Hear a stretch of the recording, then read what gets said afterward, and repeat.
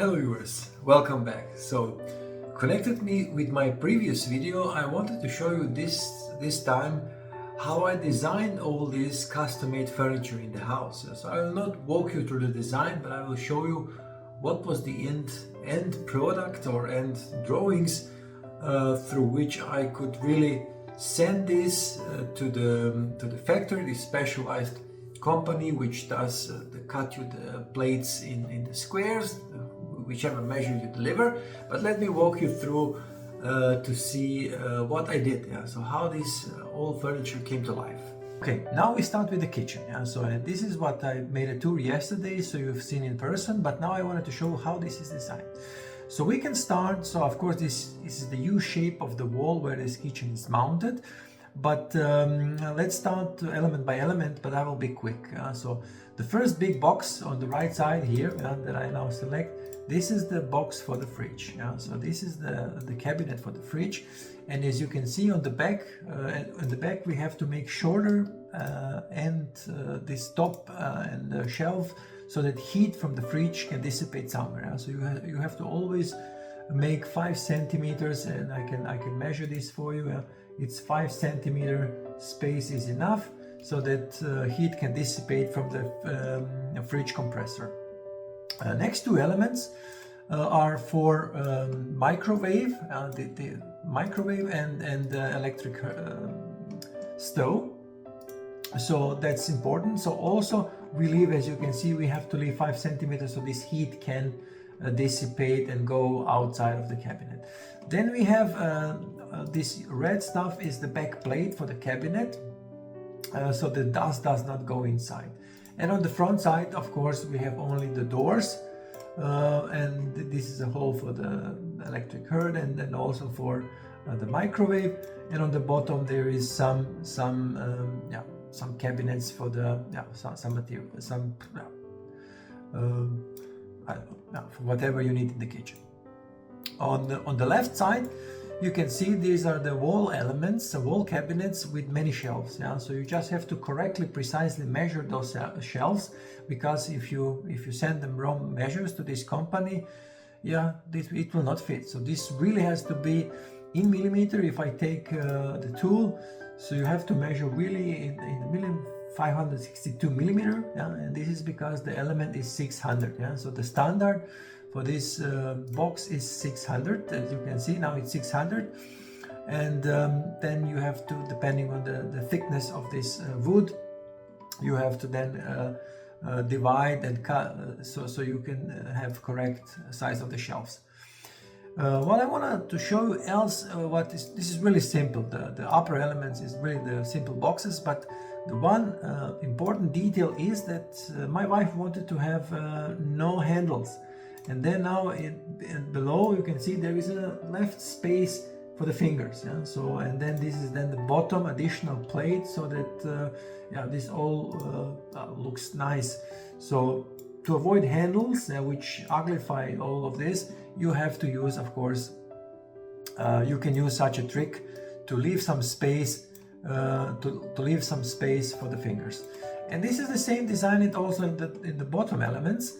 So you can see now, if I zoom in, so this is special sheena, or how do you call it, the bar which goes inside so that you don't dirty the doors, and then you just basically open with the fingers going inside of this door. So that's also useful. So you have to precisely measure all of this, and then it comes, of course, to this specialized store which can cut these things on the correct measure. On the back side, of course, there is only element for wash basin, and then there is a top plate, and this is marble, and this is really thick. So this was the marble, these things, which is the top cook plate, and this is expensive, but again you need to correctly measure this and then adjust on the place if something doesn't really fit. So as you can see, not all elements have the back plate. I did it here, but I think I also did it here, but I did not do this in the design to avoid dust getting into the kitchen. So basically that's it. On the bottom, what I can see for the bottom, You can, I took the spacers or these brackets which 6 to 8 centimeter tall, but would be better to be 10, then you can easily clean below. And then the end plate, you can see the last element has to the floor, so it doesn't, that you don't see the legs. Yeah? So basically the legs are going on the bottom, 6 or 10 centimeter, and then the last you have to close this so it's invisible. Yeah? So basically, yeah, that's it. Yeah, so nothing else to say about kitchen. Yeah, so it's quite, the most important thing is to correctly measure all this and then write down in this special document I will show you later. Next thing I did is, of course, this the wardrobe closet, and this one is really nice because you have to think about in advance what do you need to do. It's from the ceiling, from the floor to the ceiling, so it's that you utilize space the most. But in the end, I can take one drawer out from the model. So basically, these big drawers you would make to, of course, for socks, underwear, and stuff. These bigger cabinets for the maybe pants and stuff. But then this is basically fully on you to decide what you need, and there's this middle space for coats and for dresses, for wife and so on. It's also fine. You can measure with your jacket or whatever with the coat, so you know how much space do you really need, and that's it. And there are some small on the bottom, of course. It's the shelves for the shoes, which is quite useful. And on the back side, of course, you need back plate to avoid the dust. And I did it in two pieces, as you can see. One is green, one is gray, so because one piece would be too thick maybe, so I decided to do in two pieces to mount it easier. And the most important again is to measure everything correctly. As you can see, between the doors there is 3 millimeter space. You have to leave it, so you basically measure 3 millimeter shorter distances, so that your brackets for the doors can quite correctly open. So that's the wardrobe, nothing special. Again, doing this manually will take more time. Doing with AutoCAD software, you cannot really miss because you have a measuring tool, and then you select the edges, and then you see, okay, 46.6 centimeters. So that's quite easy. But again, not everybody have AutoCAD. Next element I did is this in the bathroom. So basically a wash basin and the cabinet for hiding my boiler for heating and this other stuff. So this was quite a start project for me. I begin with that, and then I positioned shelves how I need it and left space for the boiler to fit in. And of course you mount inside the current, so these extension cables for hair dryer and stuff, you can always install on these shelves or on these walls of the cabinets. But this is what I did. More complex was the drawer, which in the end does not look like that, if you remember from my video, because this would obstruct piping. Below wash basin you have on the other side piping, and then this was a U-shape more or less drawer, like something like this. And this is what I have to do later when I saw, okay, I cannot really close the door. So then you reshape your drawer, and that would be it. What again, my wife challenged me not to have handles, so you have to leave 2 to 3 centimeter, maybe better 3 centimeters space between the drawers, so your fingers can fit in, and then you can you don't need to use handles which don't look too nice. There are some handles which look nice, but the most modern looks are without the handles. What else to say here? You just have to respect the measures of this wash basin and the thing you need. And then, whether you create a visible junction of this, as I did it here, if you remember from my last video, I took the video of this corner. This is a visible screw here, but of course, if you would sell this to the customer, you would need to make an invisible junction with this cookie connection or this wooden stick. So that's it. The bathroom was the first project, but very complex because I started with this one. Next thing is the corridor closet in my corridor where is the hole, and again you see there are back plates to avoid the dust, of course, mandatory stuff. Inside the shelves are designed to fit jackets, to fit shoes on the bottom, and to shoe maybe my suitcases for travel are on the top shelf, because you simply decide what you need, and then you I split into 4 doors, the upper doors, and then in the lower doors where I have jackets and this other stuff. So that was the design I did.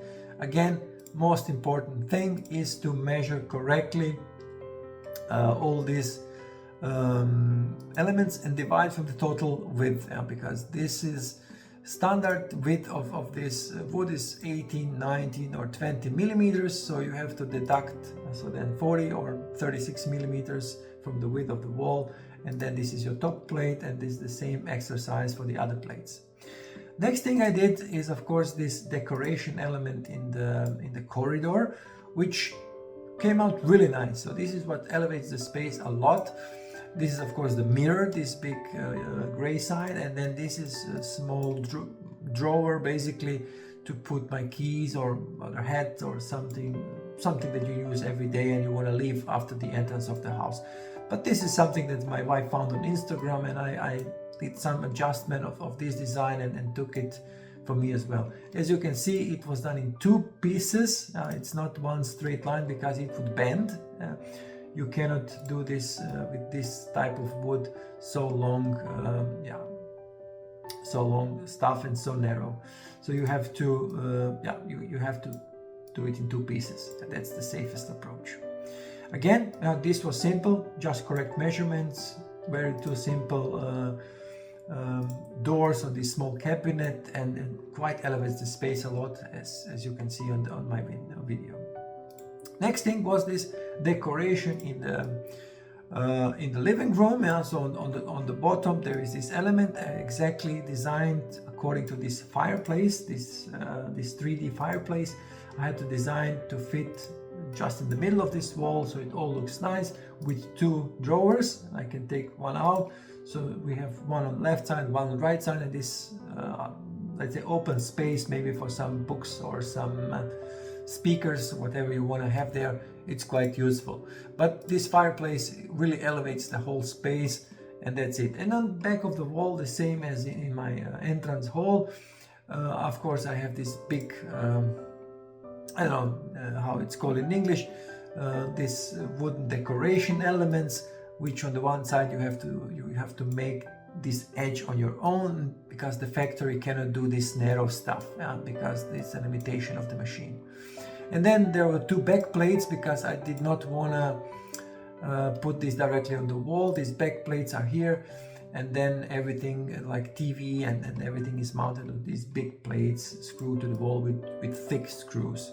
That's it. You design the wall, you end this, and that's it.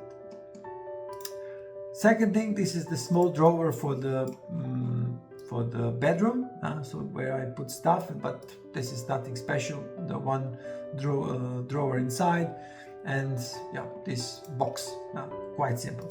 And last thing is the table where I'm sitting right now. As you can imagine, I showed you on the video as well.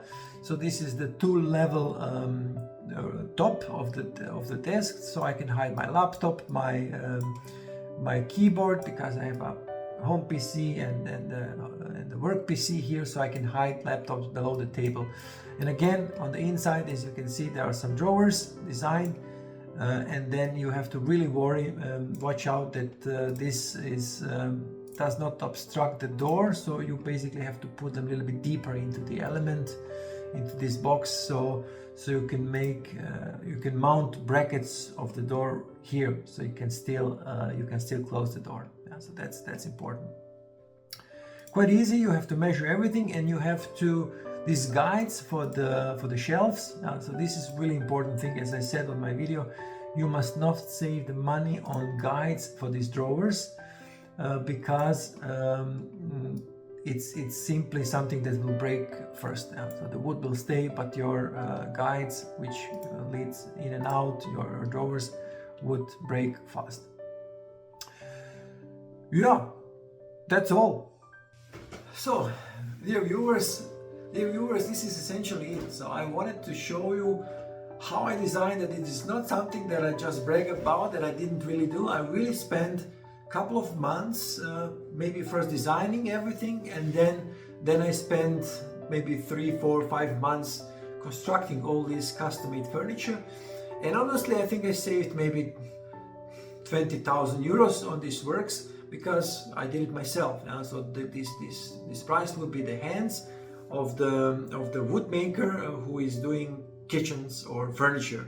So you could buy these on many places, and but the labor is expensive. So all these probably in some expensive country like maybe Switzerland, I don't know, Denmark would be maybe 70,000-80,000 euros to order the same things, but the material in itself costs only, I think, 7,000-8,000. So basically you save minimum 3, 4, even maybe in some Western countries 5-6 times more than really it's the worth of the raw materials that you need for this furniture.